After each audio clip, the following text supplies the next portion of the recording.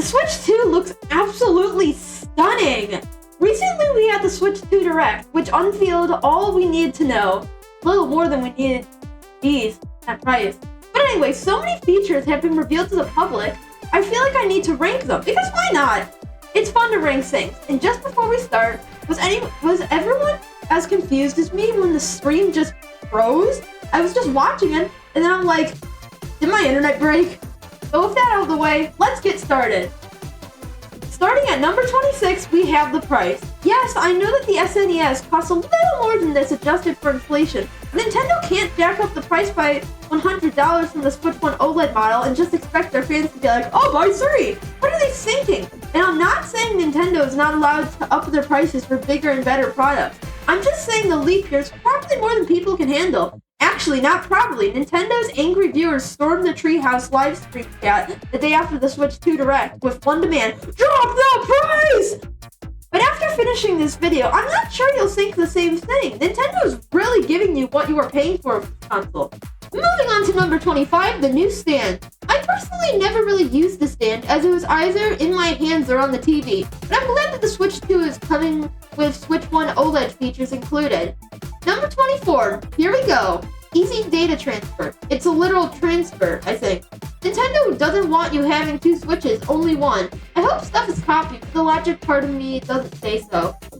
Want to know why I put changes to SD card support at 23? Because it's not really that big of an accomplishment. Better games need better cards.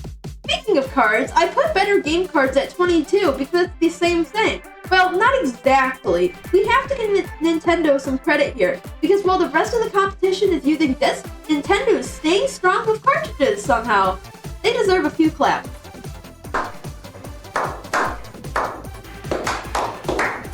I'm excited for the GL and GR buttons, so I'm putting them at number 21. Listen, I'm a PC gamer. I'm good at knowing what G and C and U and O and X does. I know some people are probably going to be worried that this will overcomplicate games, but I'm ready! For number 20, I'm giving the larger control sticks honor because they are a bit small on the Switch 1, but making them bigger isn't a headline, but thanks anyway, Nintendo. I'm giving another enlarging the number 19 spot. Bigger SR button. They're so tiny on the original Switch. Finally, I have a reason to play with one Joy-Con. Not that I'm going to. I'm excited for the stronger fans, so they're number 18. I want to hear my Switch 2 roar! But these better not break like they did on mine.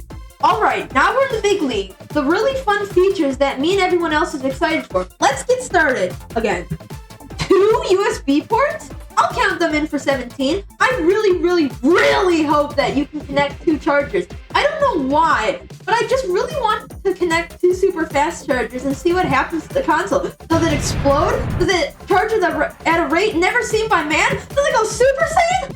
That camera, number 16. I really don't see why they didn't just incorporate it into the actual handheld. You could have the accessory too in that case with the built-in camera for tabletop mode and the external one when the Switch is in the dock.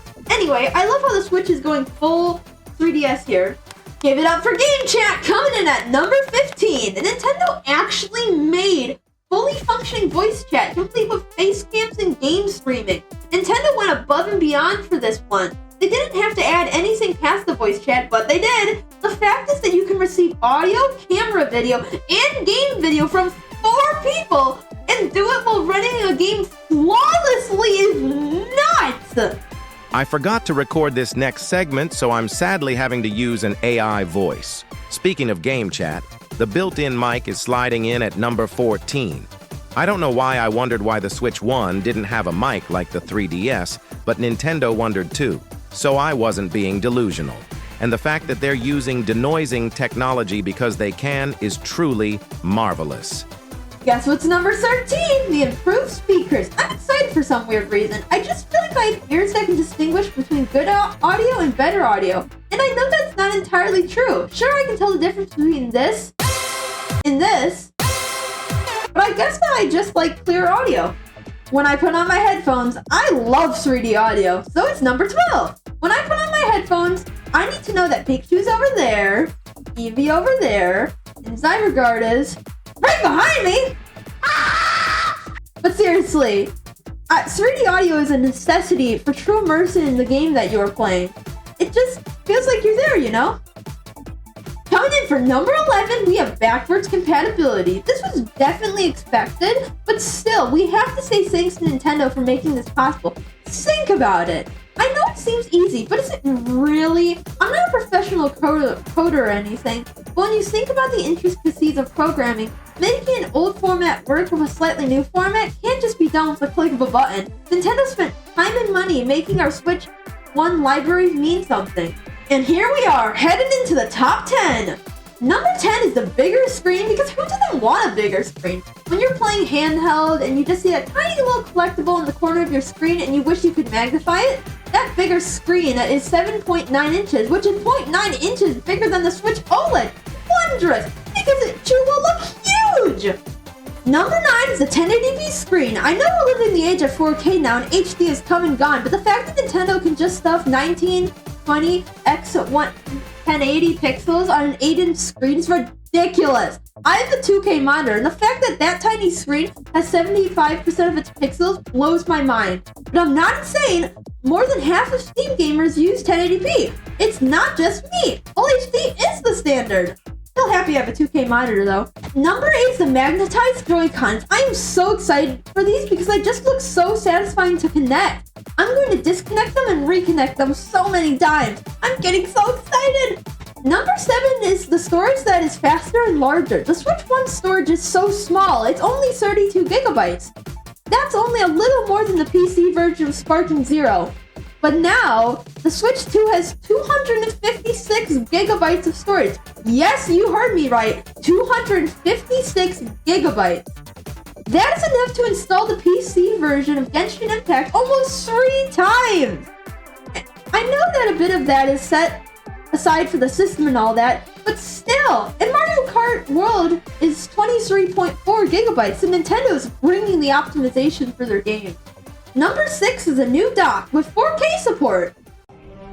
Finally, a worthy opponent. Our battle will be legendary.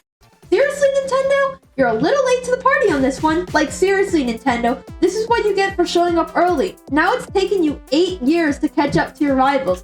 But don't worry, the Switch 2 dock is finally playing with power with a resolution of 3840 x 2160 when hooked up to the TV. At the expense of capping at 60 FPS. But you know what? It's okay, because Nintendo can't do everything. They've already achieved so much with this console. Ask them why they can't make their hybrid console act like a beefy PC. Number 5 is the mouse controls. If you've watched up to this point, you probably know that I'm a PC gamer. Of course I'm excited. Just think of Splatoon. Splatoon is a shooter at heart. And you know what shooters are best played with? Might.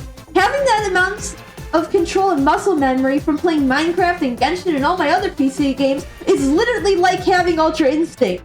Finally, a better alternative to motion controls. Never could get those to work. Number 4 is the HDR. I love HDR. I love colors. The Nintendo Direct did a really good job of showing just how vibrant this will make the screen. I'm so ready. I just want to play Mario Kart or Pokemon and just be like, aye, aye. Number 3 is the game price. I bet everyone's like, huh? Han? Why would you put the game price up here? It's so expensive. And that's what's glorious. You think about AAA games nowadays and they're $60, $70. And then Mario Kart World just comes in and is like, nah, sorry guys, the new standard is $80 for top tier games. Just deal with it. GTA 6 has a very good chance of being $80. And does that mean that Nintendo's valuing a new Mario Kart of all things at that level? Or who knows? They could just be trying to empty our pockets. But I think Nintendo's really trying to do better with weaker hardware here. Only time will tell. Number 2 is the Nintendo Switch 2 editions. If you would have told me Pokemon would run at 4K 60 FPS or 2K 120 FPS a year ago, I would not be able to believe you. But here we are. Actually, if I could pick one thing to play on the Switch 2, it'd be Pokemon Legends ZA Nintendo Switch 2 Edition, because it's 2 things that I want in one piece of software. A new Pokemon game and a Pokemon game with acceptable performance. Tears of the Kingdom will probably look really good on the new console too. Let's just hope they're all what we think we are. I mean, they are. And finally, we arrive at number 1. This is 100% 120 FPS. There's nothing that pleases me more than a steady, large frame rate. My own monitor is 144 Hz, so you can expect me to have high hopes. As I already noted, upping your resolution past 2K caps the frames per second at 60, but that's okay. I'll probably alternate and see what works the best for me. But watching my games at the beautiful FPS of 20 will probably make me cry tears of happiness. And there's my whole list of rankings. I dearly apologize if I missed something. I hope I got all the important stuff. Did you have a different opinion? Please tell me in the comments. I'd love to hear what you think. If you like this video, please like and subscribe for more nerdy video game content. See y'all later!